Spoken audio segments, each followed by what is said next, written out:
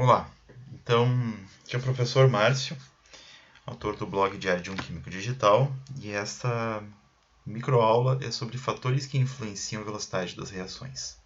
Nós vamos falar basicamente aqui de 5 fatores: a temperatura, a concentração dos reagentes quando em fase líquida, a pressão quando os reagentes estão em fase gasosa, a presença de um catalisador e a área superficial dos reagentes sólidos em uma reação. Então, vamos iniciar falando da temperatura. Coloquei aqui uma reação de combustão do carbono, pode ser carvão, pode ser grafite, na presença de oxigênio. E vamos aqui investigar a influência do calor. Eu vou só pegar um marcador aqui. A influência do calor no processo. É um processo que libera calor, né? E aqui a influência da temperatura, desculpa. Então aqui eu faço uma placa de Petri com um pó de carbono, né, e o oxigênio, a uma temperatura ambiente de 25 graus Celsius. Praticamente não ocorre reação. Por quê? Porque, no caso, nós precisamos que o carbono atinja uma determinada temperatura para que a reação ande. Se eu aumentar para 500 graus Celsius, por exemplo, a reação não só se acelera, como há a transformação do carbono e do oxigênio no gás carbônico. Então aqui a gente fala também de forma implícita nessa energia representada por essa temperatura de 500 graus Celsius. Nós estamos falando de forma implícita na energia de ativação, ou seja, o calor que é fornecido para o sistema e que é expresso por meio dessa temperatura elevada serve não só para promover a reação, mas para fazer com que ela chegue ao ponto de acontecer, fornecendo energia para se atingir e se ultrapassar o estado de transição ou o complexo ativado. O segundo fator é a concentração dos reagentes. Então eu coloco aqui, até eu escolhi mal o exemplo, né? Eu peguei substâncias no estado gasoso, formação da água a partir do hidrogênio e do oxigênio, e eu escolhi para o experimento 1 e para o experimento 2 valores fictícios de concentração, 1 mol por litro do H2 e 0,5 mol por litro do O2 no primeiro sistema. E inventei uma velocidade de reação fictícia aqui de 0,01 mol por litro por segundo. No segundo sistema, eu dobro a concentração de O2 e descubro que a velocidade de reação foi para 0,04 mol por litro, valor fictício também. Comparando o valor da reação 2 com o valor da reação 1, eu vejo que a velocidade da reação 2 é 4 vezes maior que a velocidade da reação 1. Então, eu dupliquei a concentração e aumentei a velocidade em 4 vezes. Eu diria que isso é uma reação de segunda ordem, caso eu estivesse tentando determinar a ordem da reação.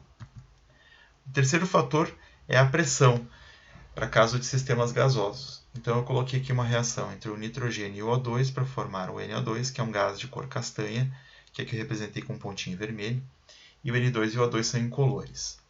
Então, na primeira reação, a pressão do sistema é 0,01 atm. Então eu coloquei aqui um valor fictício de 20 minutos para começar a aparecer alguma coloração castanha no sistema.